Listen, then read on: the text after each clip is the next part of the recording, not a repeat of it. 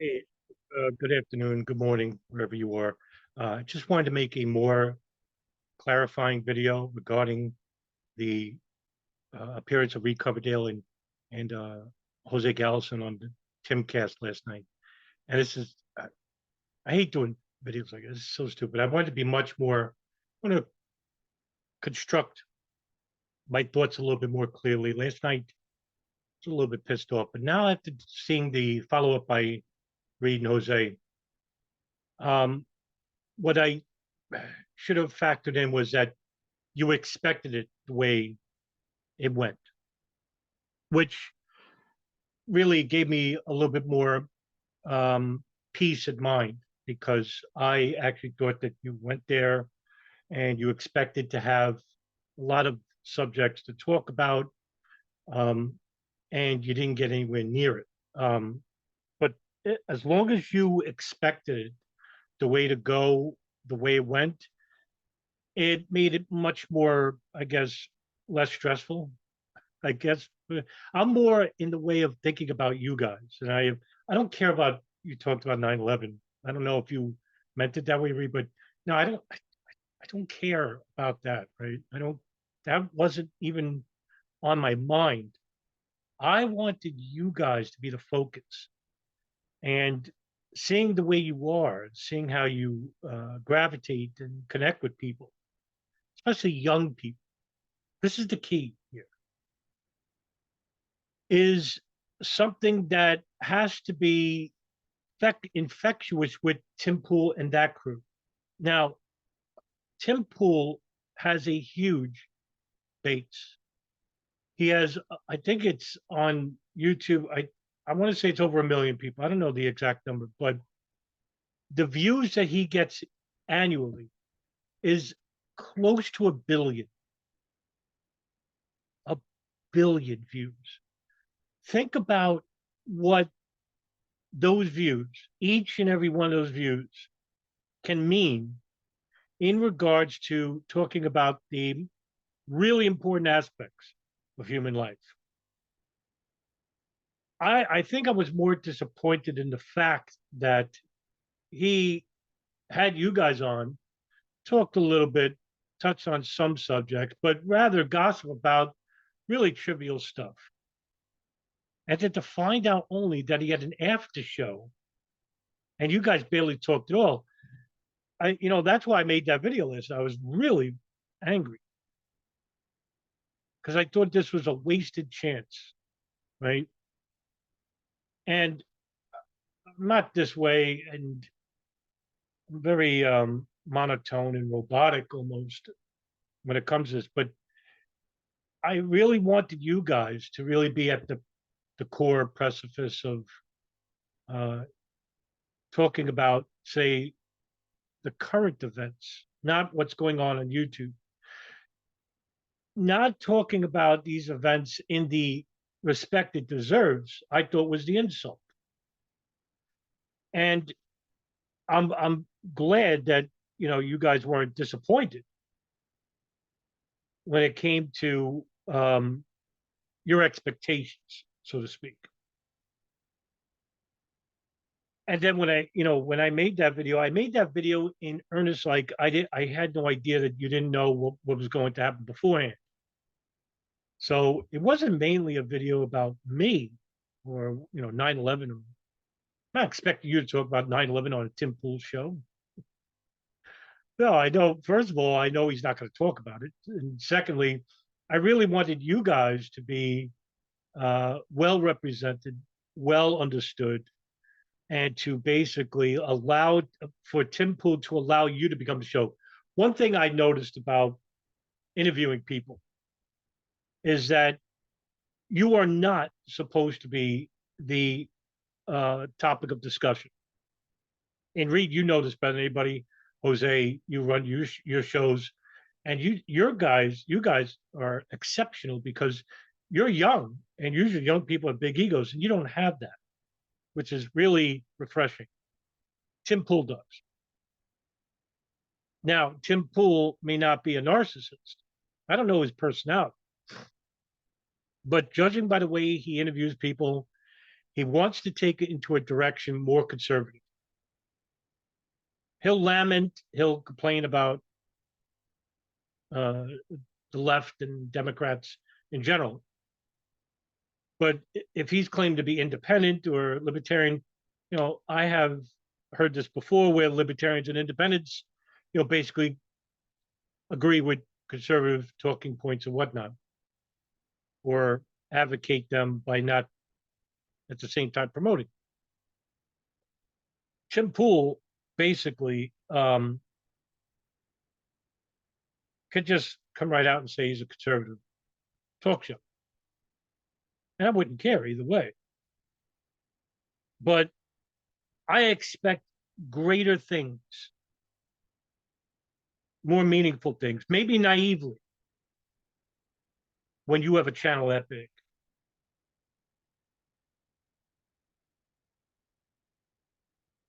I would like to think that people like Tim Pool or Joe Rogan or Steve Crowder, right? Maybe not Steve Crowder. But when you have a channel that big, I'm just using the popularity here. When you have a channel that big, I'd like to think in a morally justified world that we talk about the topics that basically keep corrupt institutions honest. Like, the current predisposition of what's going on with Ukraine and Russia, for example, or the looming threat of war with China and Iran, or the corrupt nature of our banking system, as well as federal government in regards to how it treats its own citizens. Why is there an exponential rise in homelessness? Why is there a really worrying division between the rich and poor, which is the biggest war of all, class warfare? Instead, Tim Pool uses his platform to basically talk about the dangers of transhumanism or transsexuals. 3-year-old beef from years ago on YouTube or on viral media, Eliza Blue, all that really, I grinded my gears last. I was really pissed because I thought this was a fantastic opportunity to have you both on, talk about these issues, because you gravitate to the young people, like I said previously. I've seen this happen before during a very important period, which was the mid-90s. And to talk about those issues, we had talk shows here in New York that basically talked about, sensationalist news that didn't even have any effect for no one. It was basically a distraction. Alex Jones was just starting out, and he had some very interesting things to say initially, but you could see the direction he was going.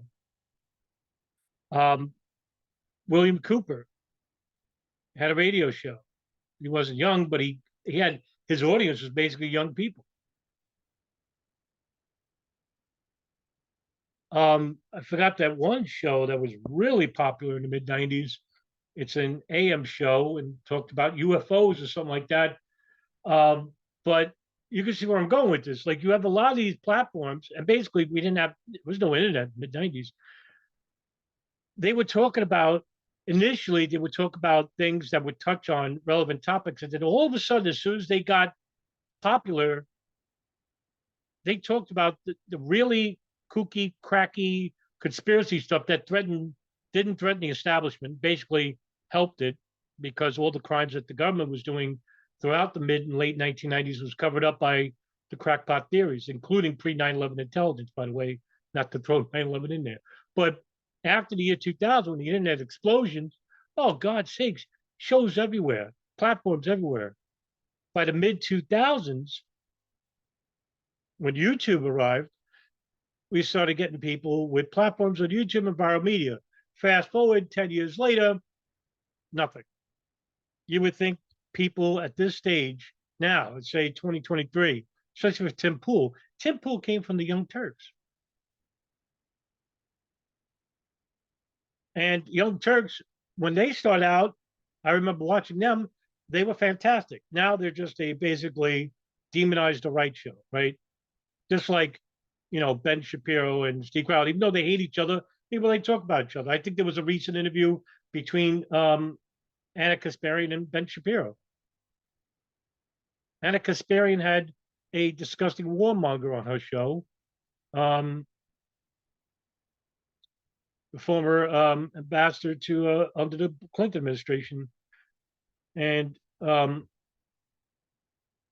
thought that the price was worth it regarding the first Gulf War and 500,000, 550,000 men, women, and children, mostly elderly and children, were killed in the oil for food program. Madeleine Albright. Big platforms that initially had the right idea, just like a congressperson going straight into Congress their first day, I'm going to change the world. And then when they find out how the system really works, all of a sudden, all those promises disappear. Tim Pool, same thing. Probably could have had, had the right idea going in, saying, you know what, I'm going to touch on the big subjects. And then all of a sudden starts talking about whether, you know, transhumanism is, the way forward and, the critiques thereof, the pros and cons. God's sakes. Joe Rogan has the biggest podcast in the world. Who does he invite on? Alex Jones.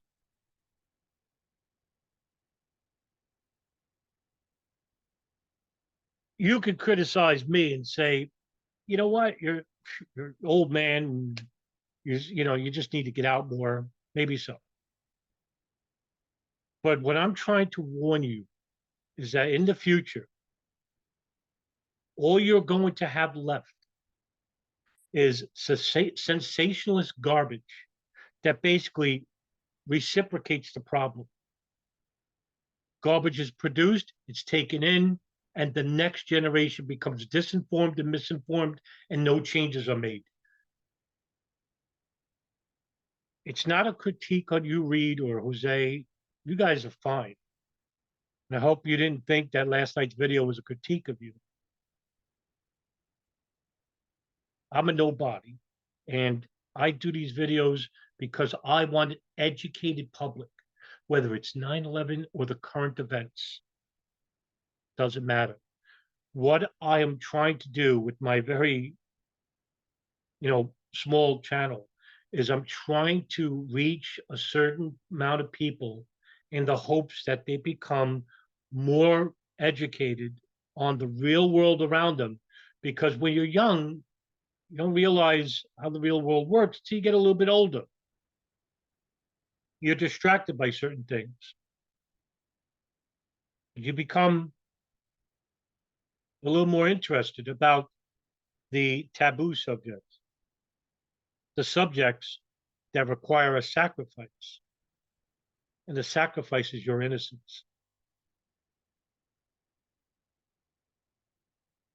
And I'm not an expert on anything, right? I'm just somebody who takes in information and tries to assess that information without any bias whatsoever to finally understand how certain things work in this world. And what I'm trying to do is basically get young people to basically prepare themselves for the real world around them. So in the hopes that they can make the necessary changes to get rid of the sins of our generation. And that's why I make these videos trying to reach a certain audience of all demographics. It doesn't matter. And even though I'm not really changing anything, right? I'm just doing videos. I'm hoping that with the information I pass, that that information is taken by the younger generation, and then in the hopes of doing what I never did, was that they're going out and they're making the necessary changes.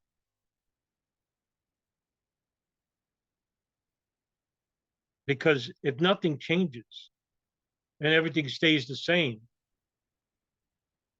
then the problems will continue reciprocating and recycling over the next generation. And there's your hell. And my critique for big channels like Tim Pool and Alex Jones, and why I'm so critical of Alex Jones, is that because Alex Jones continues that way forward under the guise of saying, I'm a real truth teller and advocate. And, 30 years now, what has changed? What has he done to bring light to, besides misinform an audience and basically not look at the real conspiracies and the real information where, if accessed by the majority of the people, could make those changes? So I think I rambled on long enough in this video, but I just wanted to bring a little bit more clarity now and bring a little bit more sanity, because I think the video I made last night was more on emotion than anything. Emotion not for me, but for Reed and Jose. But now, seeing their follow-up video, I'm a little bit more content and happier. And I'm proud of Reed and Jose, and they don't know me from a hole in the wall. They've been very good to me, and I'm very appreciative of that fact. I just wanted them to basically get the attention and to basically get Tim Pool's audience and, shake them up, wake them up. Hey, there's real things out there and we want you to know about them.